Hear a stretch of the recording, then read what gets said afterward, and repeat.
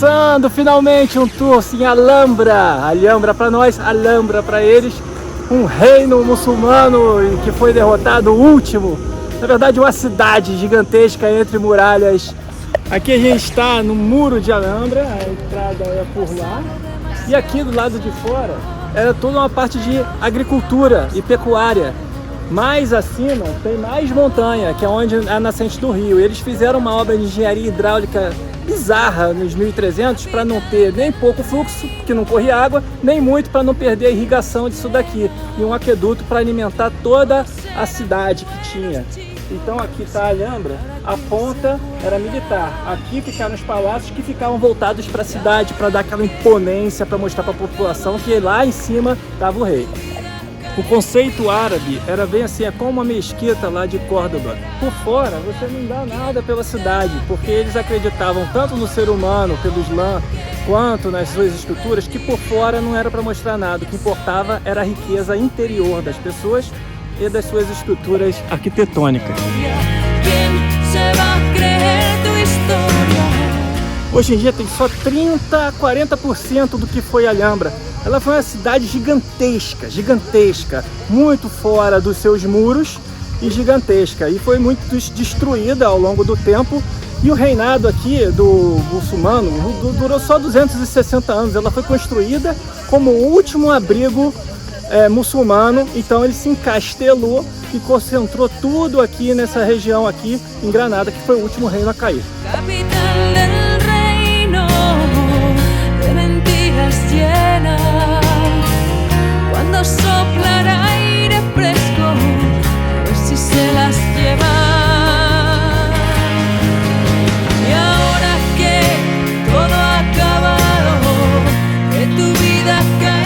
Aqui a entrada de Alhambra, esse enorme portão, e onde diz ali em árabe, aqui manda o Islã. Foi justamente aonde a rainha Isabel, quando tomou lá com Fernando, colocou lá uma Santa Maria ali em cima, católica. E daqui você não vê nada, né? Vem aqui, você reúne a sua tropa para atacar a Alhambra, aí já vem lá, ó. Do alto do muro, a gente tem o pessoal lá, lança, flecha e tudo para não conseguir entrar. E aí chega aqui, tem um buraco, você não vê lá de baixo. E ali um balcão, tem um balcão e aí tacava areia fervendo, água fervendo, cocô, xixi, pedra. Então ninguém conseguia entrar. Já era uma fortaleza já na entrada, além de suntuosa, estrategicamente cheia de como é que chama? Armadilhas.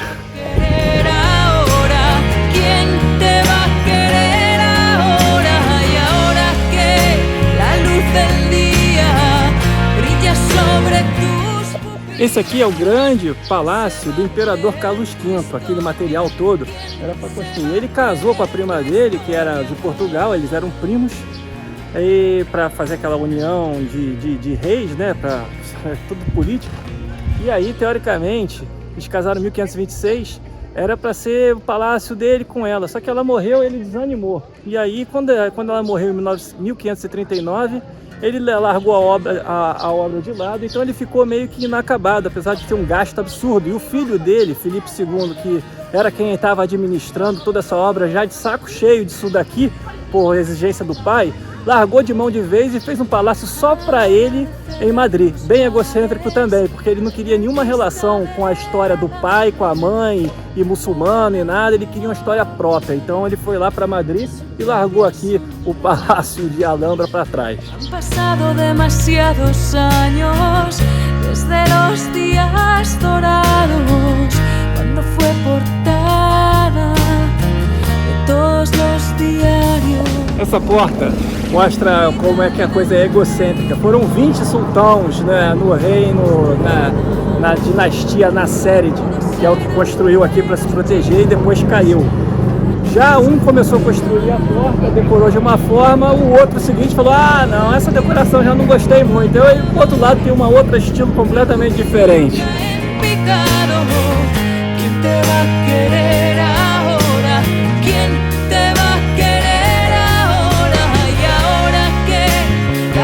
El día E aí qual foi a ideia do sultão, meio arquiteto? Ele falou, não, para a parte de dentro tem que ser uma coisa bonita, grande, convidativa. Aqui não, tem que ser estreita, você está do lado de fora, então você não foi convidado. Então fez uma porta estreita, sem ser muita decoração.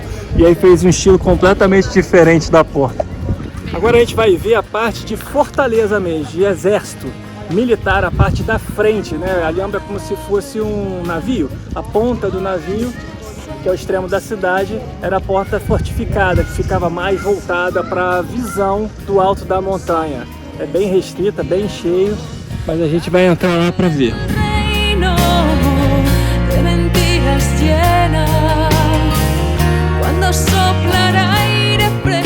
Olha o tamanho das estruturas. Ó. Isso era praticamente impossível, intransponível. Teria sido completamente destruído se não fosse a diplomacia lá em 1492, porque os cristãos foram espertos também. Eles foram meio que sitiando, eles foram conquistando ao redor, cozinhando, asfixiando, até que pacificamente a dinastia Nasserid cedeu e entregou a cidade, e aí preservou, senão não teria nada disso.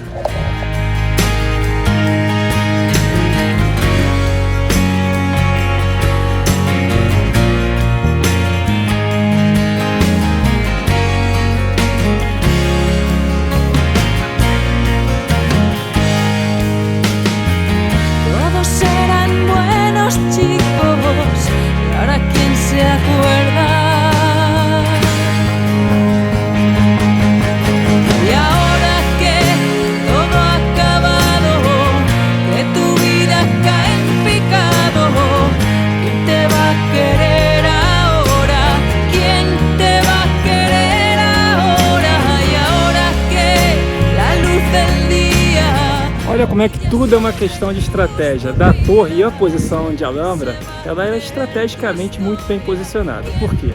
Para trás, lá no fundo, o pico mais alto é a Serra Nevada, o ponto mais alto da Península Ibérica, que são 3.482 metros o pico lá. De lá não vinha ninguém. E daqui você tinha uma boa visão de tudo. Para lá fica Córdoba, para aquela região. Para lá fica Málaga. E aqui pega a parte de Granada e uma parte de Almeria para lá também. Ou seja, ele via todos os inimigos daqui de cima com as costas protegidas. E ainda tinha abrigado na frente da montanha, na frente dos outros, todo o sua população toda aqui embaixo. Aqui bem perto da rua, a parte da nobreza. Lá um dos bairros mais importantes, e daqui de onde veio, né, que é aquele bairro muçulmano lá de baixo. E você tem a visão, são 40 quilômetros de planície com uma visão privilegiada para você enxergar todo mundo que pudesse chegar na cidade e se antecipar, né, com as costas muito bem protegidas. Aquela colina lá é onde tem a água. Ali, ó, onde tem uma construçãozinha, onde retinha a água e dali distribuía para cá, para a cidade, com aquedutos. Y ahora que todo ha acabado, que tu vida cae en picado, ¿quién te va a querer ahora? ¿Quién te va a querer ahora? Y ahora que la luz del día brilla sobre tus pupilas, ¿quién se va a creer tu historia? ¿Quién se va a creer tu historia? Interessante que a Alhambra, apesar de ser uma cidade altamente restrita, você tem que se inscrever e tal, um número limitado de pessoas, senão vira uma loucura, eu até entendo, passaporte, etc. Ela é uma cidade que tem moradores, ela tem gente que mora aqui até hoje. Tem uma parte que é aberta, que você pode entrar, mas essa parte aqui mais fechada. Então tem tipo umas vendinhas assim, gente lá trabalhando mesmo, né? Não é só um sítio arqueológico, turístico, né? Funciona ainda como uma cidade pequena, mas funciona. Quando sopla el aire fresco, a ver si se las lleva. E agora que... Olha que interessante, só de visita guiada mesmo. Aqui tem o cabo inválido José Garcia. O que aconteceu? no século XIX, Alhambra ficou largada às traças. Ela ficou uma cidade completamente destruída, quase uma cidade, eu não digo uma cidade fantasma, porque como era um reduto muçulmano, muito povo ainda muçulmano ainda vinha para cá para ter, ao invés de ir lá para as Arábias, eles vinham visitar aqui para ter aquela visão do Oriente sem precisar ir até lá.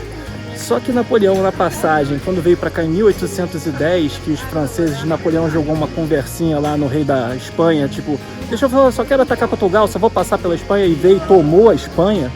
Eles fizeram um acampamento militar aqui em Alhambra e destruíram completamente a cidade. A cidade ficou completamente arrasada. E quando eles foram expulsos, eles saíram dinamitando a Alhambra toda.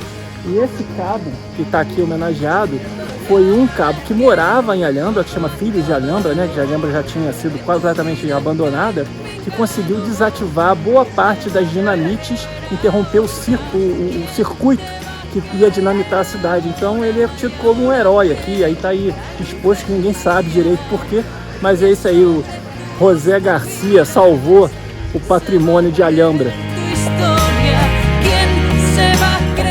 Inicialmente foi construído aquele bairro militar na ponta da cidade, foi o primeiro projeto.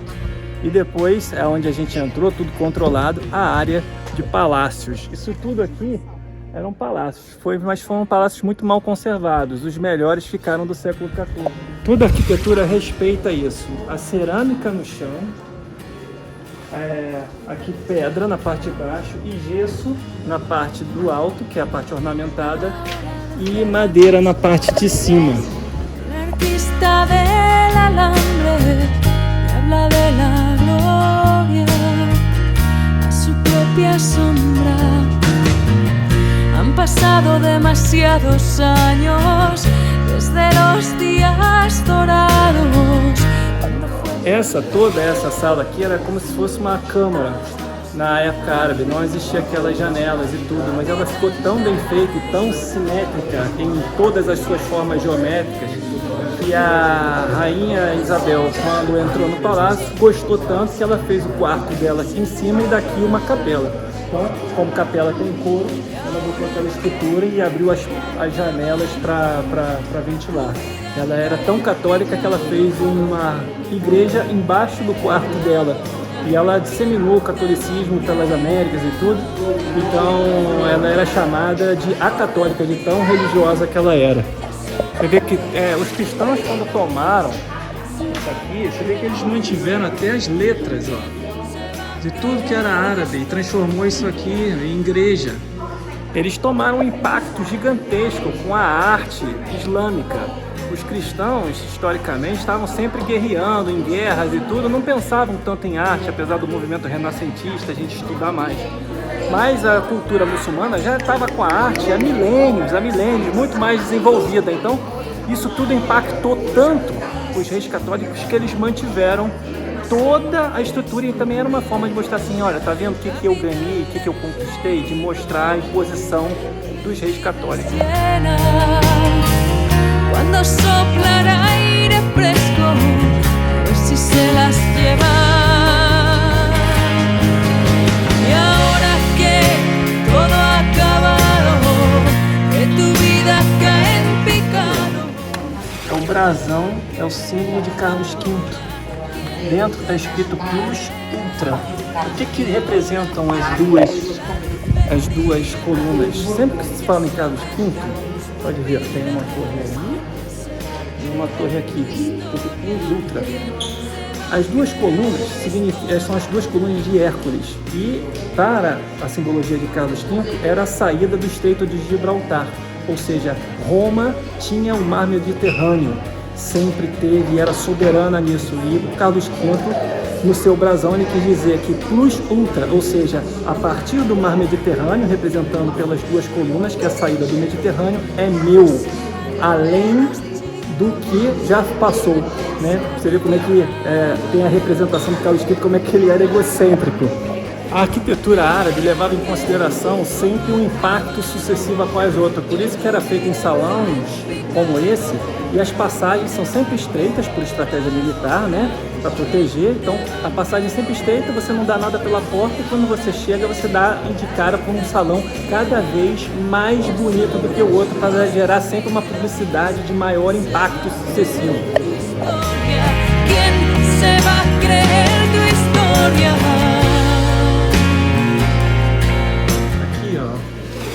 Todo esse azulejo é daqui para cá, né? Que é árabe lê.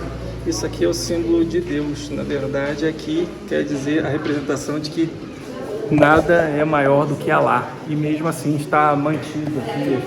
Nada é maior do que Alá. E foi tudo mantido pelos católicos pela beleza arquitetônica.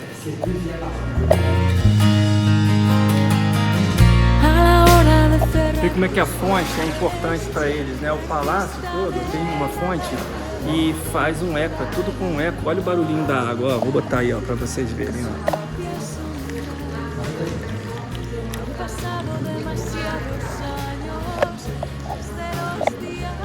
Esse barulhinho, ele é relaxante, refrescante e é usado na cultura árabe para dar pureza, para você relaxar, né? Acusticamente você relaxa. Então os salões mais contemplativos têm uma fonte com esse barulhinho estimulado para dar aquele relaxamento. Mais uma vez, após esse pátio, né? Mais uma porta que você não enxerga nada daqui de fora, só para você tomar um impacto sucessivo na sequência andando.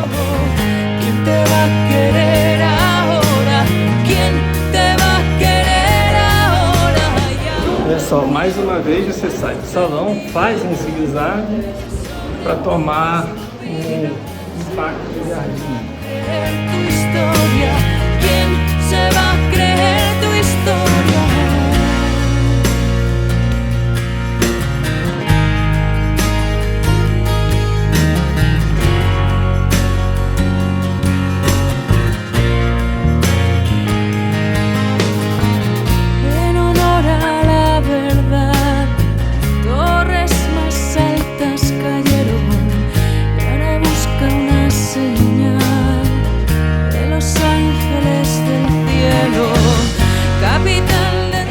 Agora a gente vai entrar na parte que é do século XIV, que é mais bem conservada, a parte do palácio mais bem conservada. Começando aqui com esse jardim monumental aqui, árabe.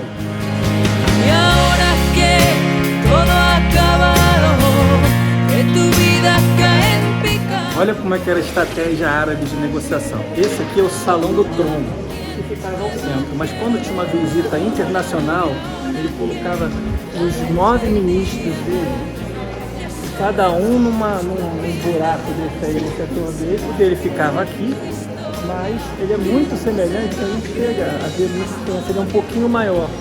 E aí tinha os ministros todos ao redor. Então o cara que entrava, que não conhecia o sultão, não sabia quem era. Então eles começavam a negociar e não identificavam que era o sultão. E na verdade ele já ia sacando a negociação, o negociador, ele já ia sacando sem o cara saber quem era o sultão para fazer reverência a ele. Era uma estratégia dele já identificar sinais de fragilidade na negociação. Estratégia árabe, para negociar árabe é bom.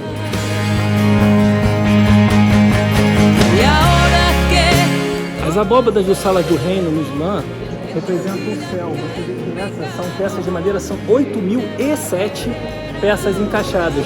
Por que o 7? Porque no Islã são 7 céus.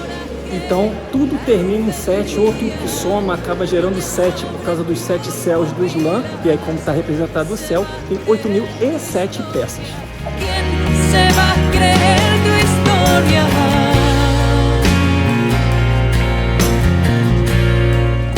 Que a arquitetura faz uma coisa da água para espelhar os palácios, né, para dobrar o palácio.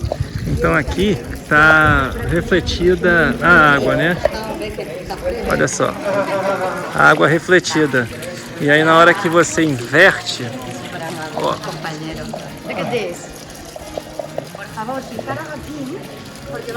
você vê que o palácio está invertido, se mantém. Cerrar los bares Essa é a técnica que eles utilizavam muito nos muçulmanos. São 7 peças encaixadas. Se você olhar, são encaixadinhas mesmo. Isso aqui não é um molde de gesso. São peças que se encaixam, que fazem uma simetria nessa arte. Essa arte chama adarahas. E, para variar, utilizam 7 peças. O palácio que a gente vai ver agora, o salão, usa justamente essa técnica de adarahas, como essa. Todos eran buenos chicos, y ahora quién se acuerda. Y ahora que todo acabado. E aqui que as técnicas das adarahas estão bem utilizadas nos tetos, por todo ele, ó.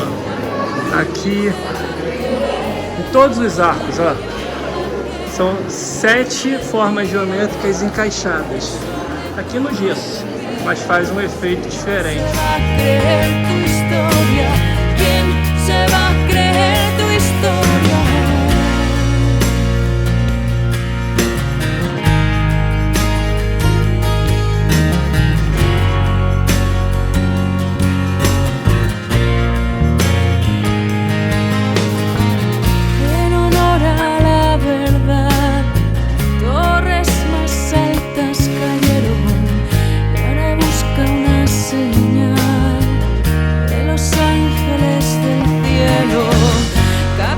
Aqui nesse salão tem uma história que aconteceu de verdade. Existia uma família com 30 cavaleiros, uma família de soldados e tal, que estavam planejando uma conspiração contra o sultão.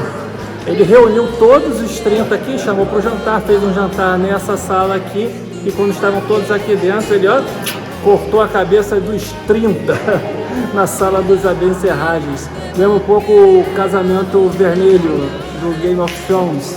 Foi mais ou menos a mesma história feita aqui pelo sultão.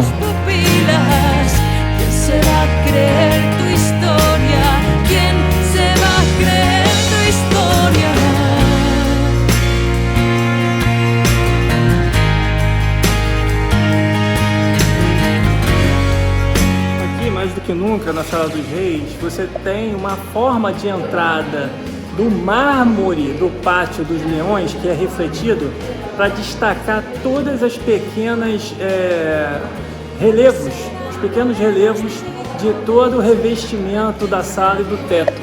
Você, com essa luz que bate com as colunas, você consegue identificar todos os detalhezinhos da arte islâmica.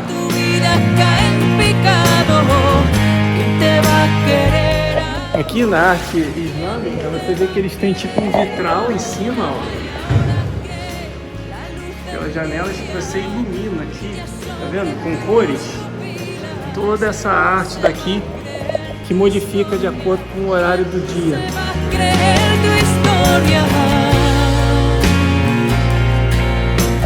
Daqui pra cá já foi feita pelos reis católicos. Você vê que a arquitetura é completamente distinta, mais reta, inclusive. Daqui, direto dos aposentos reais, tem essa sacada que dá uma visão muito boa para a cidade. Na época, ele reinava para cá, né? Os palácios ficavam voltados para a cidade, com toda a ostentação.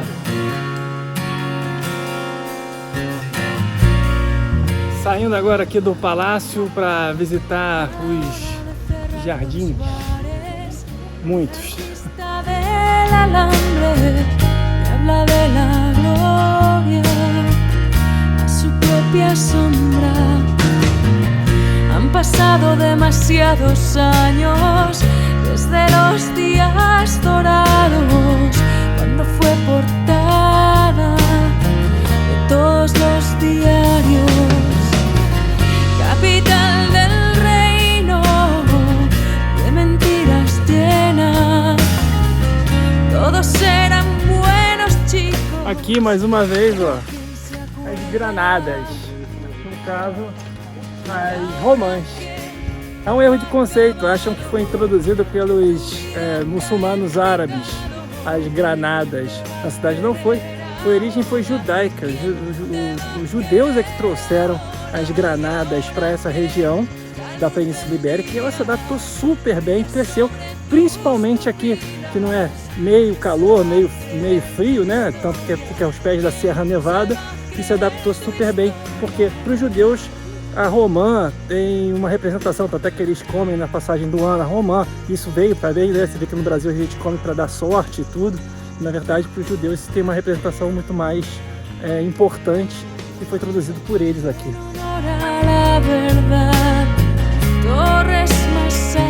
Aquele lá, ó, no alto da montanha, branco, é o Generalife, é o palácio de verão do sultão. Ele não podia sair muito de Alhambra, né, porque ele estava cercado de cristãos. Então, ao invés de fazer aquele palácio de verão longe, ele fez bem pertinho. Se desse para fugir, ele fugia para dentro das muralhas de volta.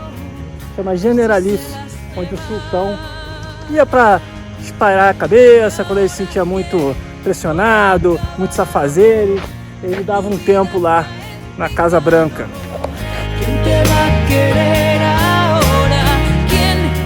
Agora a gente vai ver os jardins do Generalife.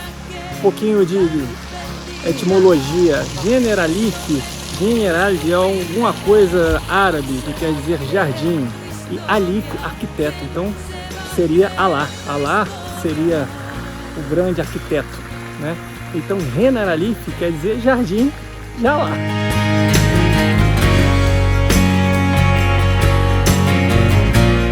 Aqui no Generalife, a Alhambra ficava lá e tinha uma pequena passagem numa torre. Não era um portão, era uma torre para ficar mais guarnecida a saída. E ele vinha a cavalo lá de Alhambra por esse caminho diretamente aqui, ó. Agora tá fechado, mas ele vinha por esse caminho de lá até aqui no Generalife.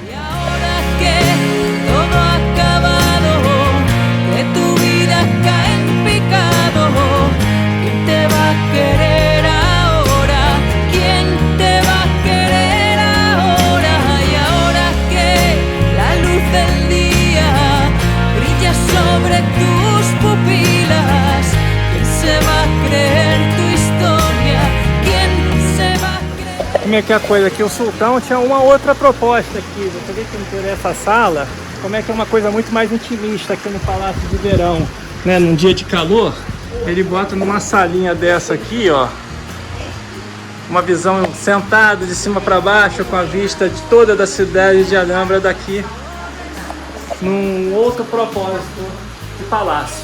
Um palácio mais de descanso, de repouso e contemplação. Capital del reino de mentiras llena, cuando sopla el aire fresco, a ver si se las lleva. Y ahora que todo ha acabado. Essas janelinhas aqui, essas bancadinhas de um lado e do outro, passava água para os visitantes. E aí tá escrito aqui em árabe, aqui ao redor da janelinha de água tá escrito em árabe, né? Entre devagar, seja breve e vá em paz. Tipo assim, como é um palácio de descanso, quando ele vinha para cá, era o recado para os visitantes assim, não encha o saco, né? Então quando ele queria descansar, eu estava de férias, ou num momento que ele não queria ser importunado, que ele vinha para cá para relaxar, já tinha no dizer pro visitante, porque era do lado da água, esse recado.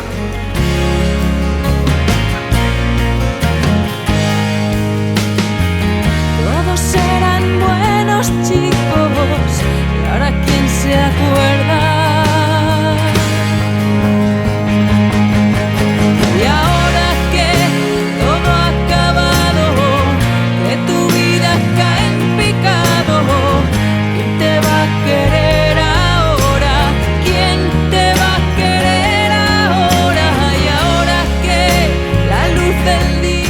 Fechando o vídeo aqui com a visão mais linda do Generalife sobre a Alhambra toda aqui. O sultão tinha bom gosto, muito bom gosto, e depois os reis que se sucederam.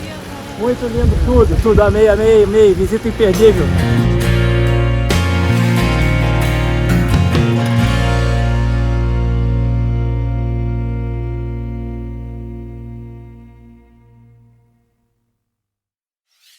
Aparece aí, Mônica. Agradecer a Mônica, nossa guia. Melhor, foi a melhor, em português, hein? O nosso lá do Rio, nosso Generalife, ali entre Ipanema e Leblon. É o nosso Generalife.